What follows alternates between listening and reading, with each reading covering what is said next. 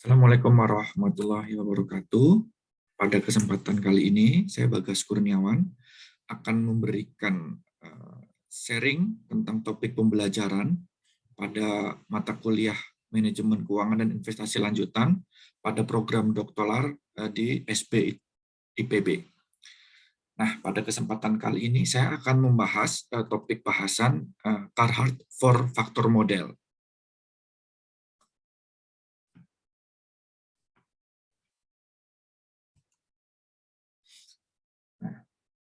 Carhart 4 Factor Model merupakan salah satu sub materi yang akan saya bawakan dalam paruh pertama ini.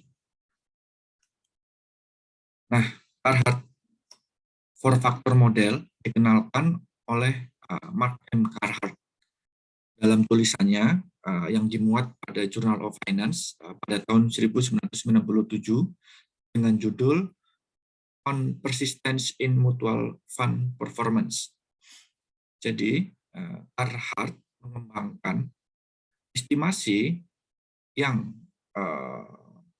dikenalkan oleh Jagdish dan Titman yang dikenal dengan momentum yang ditulis oleh Hendrik Vettel dan Sechshauser pada tahun 1993.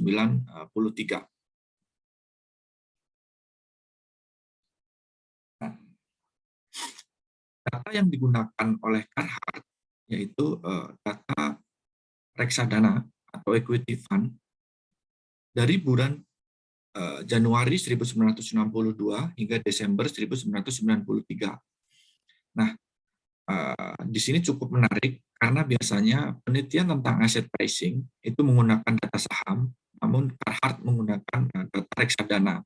Adapun data yang digunakan Carhart adalah data low frequency, yakni data bulanan. Nah, adapun data ini itu diambil dari surviving fund melalui investment company data, namun hanya dari tahun 1989. Nah, adapun Carhart juga mengambil data dari non-surviving fund, yakni dari majalah, report, Wall Street Journal, dan lain sebagainya, untuk melengkapi datanya. Pada penelitian Carhart kali ini, dia mendrop atau menghilangkan sektor fund, international fund, dan balance funds dari datanya. Nah, data yang Carhart lakukan itu berada di negara Amerika Serikat. Nah, berikut model penelitian yang dilakukan oleh Carhart. Jika kita lihat model penelitian, baik model penelitian Carhart adalah model yang ketiga. Namun model ketiga adalah pengembangan dari model kedua dan model pertama. Di mana model pertama itu adalah model dari capital asset pricing model. Nah, model kedua adalah pengembangan dari model Fama French Three Factor Model, dan Carhart mengembangkan model Fama French Three Factor Model dengan menambahkan satu faktor estimator baru, yakni momentum. Nah, faktor momentum yang ditambahkan Carhart secara teknis dapat didefinisikan adalah perbedaan dari return portfolio yang memiliki return yang tinggi dalam satu tahun tertentu dan portofolio yang memiliki return yang rendah dalam satu tahun tertentu. Jadi momentum adalah selisih dari return portofolio yang memiliki return tinggi dan return rendah. Nah, berikut adalah beberapa penjelasan yang hadir di jurnal yang ditulis oleh Carhart. Yang pertama mengenai correlation table.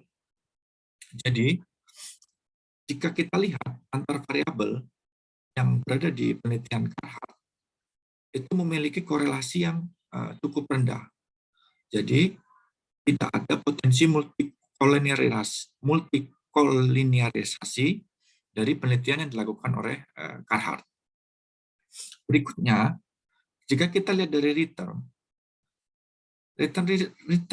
yang dijelaskan oleh monthly excess return dari tiap-tiap variabel itu cenderung tinggi. Nah, ini menjadi menarik karena apa?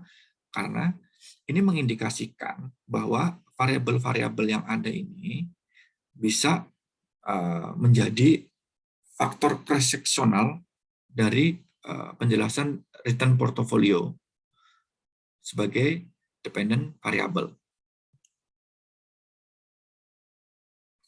Nah, ini adalah hal terpenting, salah satu hal penting dalam penelitian yang dilakukan oleh Carhart.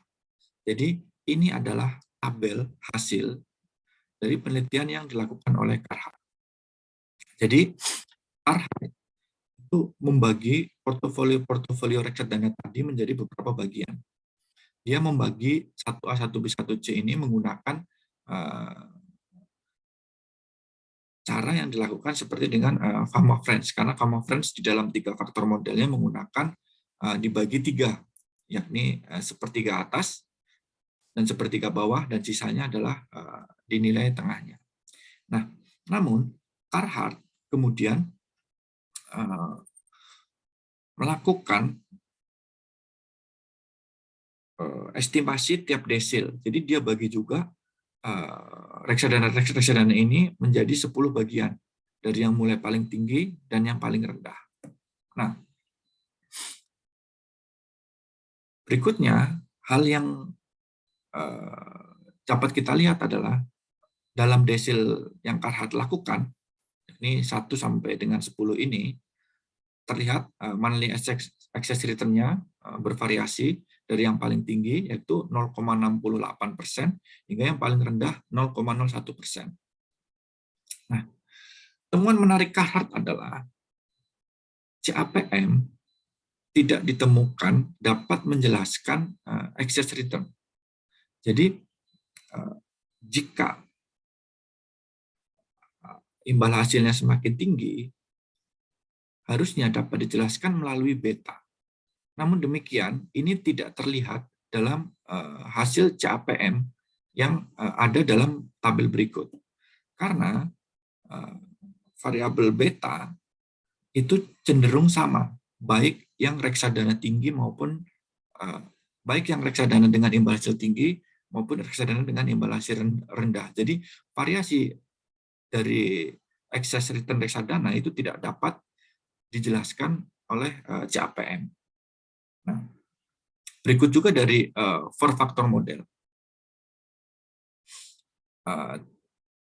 yakni market effect atau CAPM juga kurang bisa menjelaskan tentang excess return. Nah, penjelasan berikutnya yakni size effect atau SMB dan efek momentum atau dengan simbol PR 1 year itu cenderung dapat menjelaskan dengan baik excess return. Jadi reksadana-reksadana yang berada di top desil atau reksadana-reksadana dengan imbal hasil yang tinggi itu cenderung dimiliki atau cenderung di saham-saham kecil atau small saham dibandingkan bottom desil atau saham-saham atau reksadana dengan imbal hasil yang lebih rendah. Karena sesuai dengan teori high risk high return, di mana size effect saham-saham yang kecil cenderung menghasilkan imbal hasil yang lebih tinggi sesuai dengan teori Fama Friends 3 faktor model. Nah, ini cukup terlihat dalam penelitian yang dilakukan oleh Carhart, di mana reksadana-reksadana dengan desil tinggi, imbal hasil tinggi, itu cenderung berada di small stock.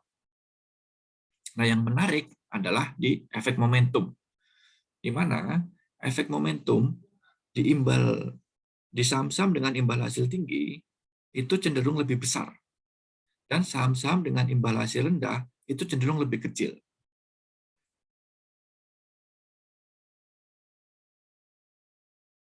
Nah, ini. Jadi, efek momentum itu terlihat dalam penelitian yang dilakukan oleh Carhart.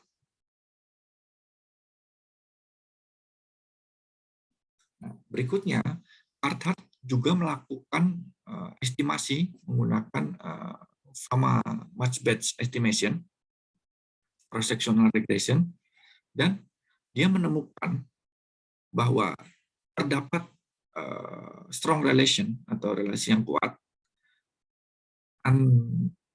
terhadap return dari expense ratio, turnover, maximum load, dan tidak terdapat strong relation atau tidak signifikan dari total net asset. Nah, yang menarik adalah baik maksimum load, turnover maupun expense ratio itu memiliki negatif impact terhadap return. Nah, ini menandakan apa? Menandakan bahwa ketika suatu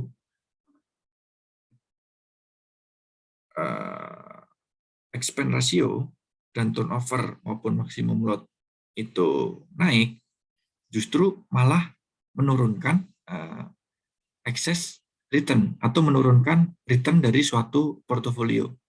Nah, ini dapat menjadi sinyal awal bahwa reksadana-reksadana yang menjadi data dari Carhart itu memiliki biaya atau fee manajemen yang tidak efisien. Nah, ini terlihat dari hasil yang dikeluarkan oleh Carhart, di mana efeknya ternyata fee seperti expense ratio adalah manajemen fee, lalu maksimum loss adalah front end dan back end charge, itu justru berdampak negatif terhadap return. Nah, tentu hal ini sangat menarik karena harusnya fee itu harus berdampak positif terhadap return, tapi tidak dengan penelitian yang ditemukan oleh Carhart. Berikutnya, Carhart juga membagi dalam 1 tahun portofolio ini dalam 10 desil, dan dia melihat bagaimana kecenderungan strategi yang dilakukan oleh para manajer investasi ini. Nah, memang dari sini juga terlihat bahwa strategi yang dilakukan oleh manajer investasi itu masih terlihat random. Nah, Carhart melakukan sebuah kesimpulan bahwa terdapat 2 strategi yang mungkin dapat menjelaskan expected return. Yakni yang pertama, di mana manajer itu dia menghold aset-asetnya hingga akhir tahun, atau manajer melakukan random choosing atau pemilihan aset securities secara acak. Karena dari aset 1 tahun ini, imbal hasilnya, baik desil 1 maupun sampai desil 10, itu bersifat random.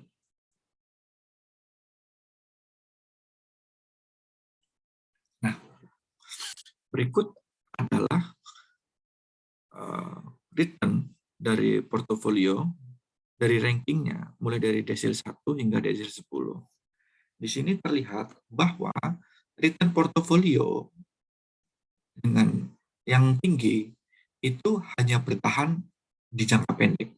Seperti terlihat di desil 1, dia akan kemudian mulai menurun di tahun-tahun setelahnya. Dan desil ini kemudian menjadi acak dan menjadi random di jangka panjang, di mana di jangka panjang desil 1 tidak kemudian terus mengalami imbal hasil yang tinggi, dan desil 10 tidak terus juga mengalami imbal hasil yang rendah. Nah, ini menunjukkan bahwa imbal hasil dari mutual fund atau reksadana itu hanya dapat berlaku di jangka pendek dan tidak di jangka panjang. Nah, Carhart kemudian juga melakukan analisis terhadap long-term persistent in mutual fund. Jadi, bagaimana imbal hasil reksadana ini dari 2 hingga 5 tahun. Nah, dari hasil estimasi Carhart, 4 faktor modelnya itu juga hanya bisa bertahan di tahun kedua atau juga jangka pendek. Di jangka panjang, 4 faktor modelnya itu imbal hasilnya semakin rendah. Jadi estimasi hasil 4 faktor model di jangka panjang juga semakin rendah. Nah, yang menarik adalah rasio-rasio biaya, baik expense ratio maupun transaction cost, itu di jangka panjang itu imbal expense atau biaya ini sama dengan imbal hasil yang didapatkan dari portofolio aset atau excess return-nya. Jadi hal ini menunjukkan di jangka panjang reksadana ini atau mutual fund ini tidak worth it karena biayanya akan sama dengan imbal hasilnya. Nah, apa kemudian konklusi atau kesimpulan yang dapat kita dapat dari Carhart for Factor Model? Yang pertama, Carhart menemukan bahwa dari 4 faktor modelnya, CAPM itu tidak dapat menjelaskan excess return dari portofolio. Lalu, size effect dan momentum effect itu dapat menjelaskan dari excess return, di mana reksadana-reksadana yang high desil atau dengan imbal hasil yang tinggi cenderung berada di small stock dan juga memiliki nilai momentum yang tinggi. Nah, kemudian expense ratio, portfolio turnover, dan lot fee itu memiliki efek negatif terhadap performa portofolio. Nah, kemudian high return dalam reksadana ini itu hanya berlaku di jangka pendek. Mungkin itu saja yang dapat saya sampaikan. Kurang lebih saya mohon maaf. Wabillahi taufiq wal hidayah. Wassalamualaikum warahmatullahi wabarakatuh.